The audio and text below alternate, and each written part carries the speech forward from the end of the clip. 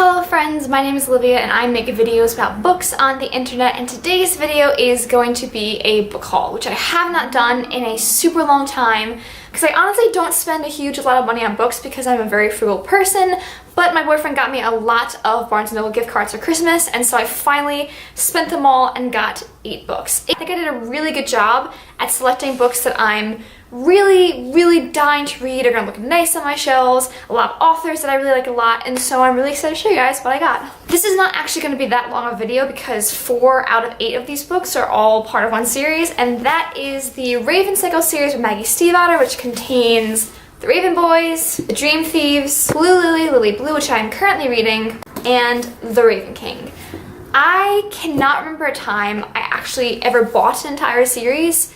Like, I don't think I've ever done that, like one series in one go, and that should tell you guys how strongly I feel about these books. You might know I listened to the first 2 in audiobook last year and just fell head over heels in love. I am so obsessed with every single aspect of this series. It's been so long since I felt like this strongly about a series, and I'm currently reading the 3rd book, and I'm like torn between reading it so fast and just burning through it and like savoring every single word because I'm gonna be so sad when this experience is over.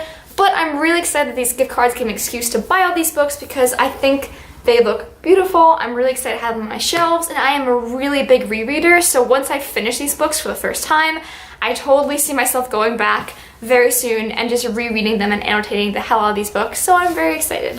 The next book I bought, barely even knowing what it was about, I just knew I wanted a book by this author, and that is The Luminaries by Eleanor Catton. If you watched my January-February wrap-up, which should be the most recent video on my channel, you'll know I read The Rehearsal by Eleanor Catton last month and was just so intrigued and enthralled by her prose and her construction of her plot. I just loved that book so much, and this book by her won her the Man Booker Prize. It's a super highly well-regarded book, and so I'm really excited to read this. This book follows our main character Walter Moody in the 1860s in New Zealand during the New Zealand Gold Rush. I did not know that New Zealand had a gold rush, but apparently they did, and I know that he stumbles upon this group of like 12 men who are kind of discussing someone who's gone missing, something very mysterious, and I believe the plot kind of follows him falling into this secret almost society of these 12 men, and the action takes off from there. I didn't really know the plot when I bought it. I just loved what I saw in this author's writing so much in the other book that I read that I knew immediately I wanted to read everything that she has written.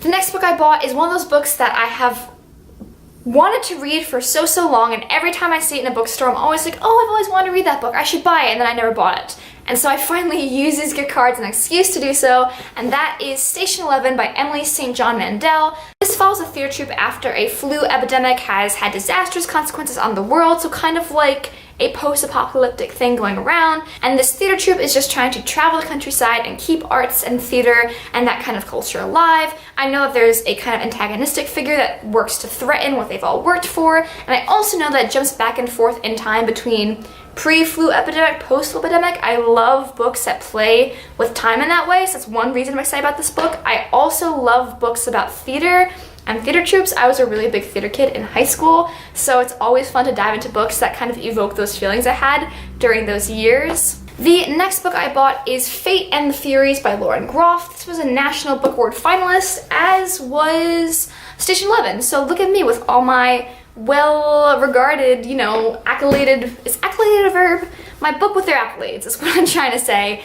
Anyway, this book follows our couple Lodo and Mathilde, who the book describes as tall, glamorous, madly in love, and destined for greatness. They're like the perfect couple in their friends' eyes, and it follows their marriage and their love across decades and shows the way it changes and grows and evolves and strengthens. I don't really care if a book doesn't have a strong plot. I am really in it for rich, multi-dimensional characters that go through a lot of growth, and I really love books where it feels like there isn't some strong climax and plot, but the book is really just about exploring these characters, and this book seems to be that because the main point of the blurb is just talk about how this book explores this couple across decades, and I love books about love. I'm a romantic. I love books that dive deeply into like relationships and how they change and how they grow, so this sounds like it could be the perfect book for me, so I'm very excited to read it hopefully very soon. My last book I bought is one of the books that, besides The Raven Boys, I'm probably the most excited about, and that is Universal Harvester by John Darnielle. This is the author of Wolf and White Van, which is one of my favorite books of 2017. He's also the musician behind the Mountain Goats, which has been one of my favorite groups, artists, since literally the 6th grade. So I have been a fan of his prose for a very long time, and I'm super excited that he has another book out. I read an excerpt of this a long time ago and was immediately enthralled. I just think his prose is so intense and dark and interesting, and just I love the way that he writes. This book follows our main character, Jeremy Helt, who works at basically a Blockbuster, and he doesn't really like his life, doesn't like his job, and people start returning tapes to him kind of saying there's something else on this tape, like there's another movie on this videotape, and he kind of brushes it off at first, but then he begins to investigate what that means, and that is all that we know about this book.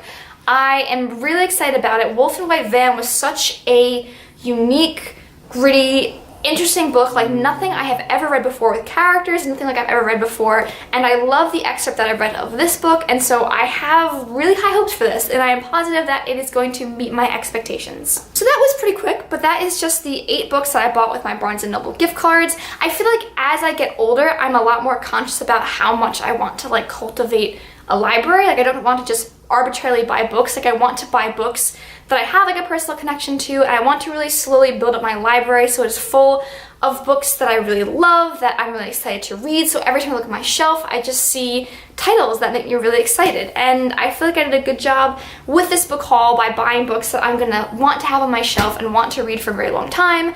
I mean, I haven't read them yet, so maybe I won't love them as much as I thought, but I have really high hopes. I'm really excited for all these books. Thank you so much for watching. Shout out to my boyfriend who gave me Barnes & Noble gift cards. If you have thoughts on these books you want to share, I would, of course, as always, love to hear them.